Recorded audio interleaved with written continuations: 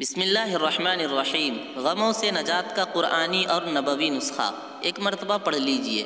لا الہ الا انت سبحانک انی کنت من الظالمین۔ ترجمہ: آپ کے سوا کوئی معبود نہیں، آپ پاک ہیں، بے شک میں قصوروار ہوں۔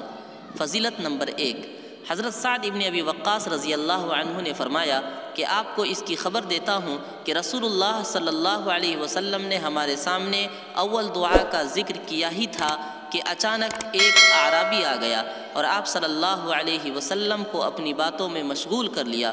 بہت وقت گزر گیا، اب حضور صلی اللہ علیہ وسلم وہاں سے اٹھے اور مکان کی طرف تشریف لے چلے۔ میں بھی آپ صلی اللہ علیہ وسلم کے پیچھے ہو لیا۔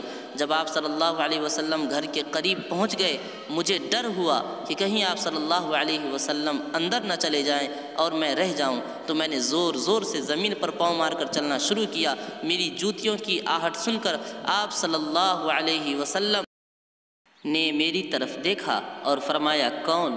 ابو اسحاق۔ میں نے کہا، جی ہاں یا رسول اللہ، میں ہوں۔ آپ صلی اللہ علیہ وسلم نے فرمایا، کیا بات ہے؟ میں نے کہا، حضور آپ نے اول دعا کا ذکر کیا، پھر وہ اعرابی آ گیا اور آپ کو مشغول کر لیا۔ آپ صلی اللہ علیہ وسلم نے فرمایا، ہاں وہ دعا حضرت ذوالنون علیہ السلام کی ہے جو انہوں نے مچھلی کے پیٹ میں کی تھی، یعنی لا الہ الا انت سبحانک انی کنت من الظالمین۔ سنو، جو بھی مسلمان کسی معاملے میں جب کبھی اپنے رب سے یہ دعا کرے، اللہ تعالی ضرور اسے قبول فرماتا ہے۔ فضیلت نمبر 2، ابن ابی حاتم میں ہے کہ جو شخص بھی حضرت یونس علیہ السلام کی اس دعا کے ساتھ دعا کرے، اس کی دعا ضرور قبول کی جائے گی۔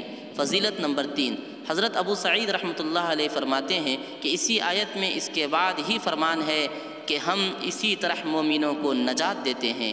فضیلت نمبر 4، ابن جریر میں ہے، حضور صلی اللہ علیہ وسلم فرماتے ہیں، اللہ کا وہ نام جس سے وہ پکارا جائے تو قبول فرما لے، اور جو مانگا جائے وہ عطا فرمائے، وہ حضرت یونس علیہ السلام کی دعا میں ہے۔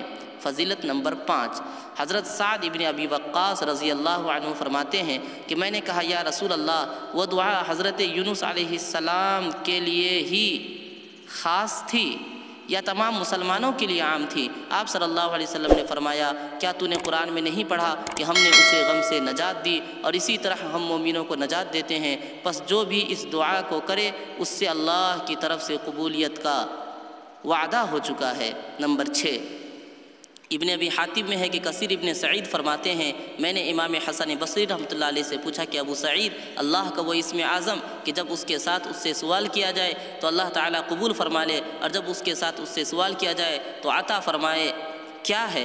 آپ نے جواب دیا کہ بھتیجے، کیا تم نے قرآن کریم میں اللہ کا یہ فرمان نہیں پڑھا؟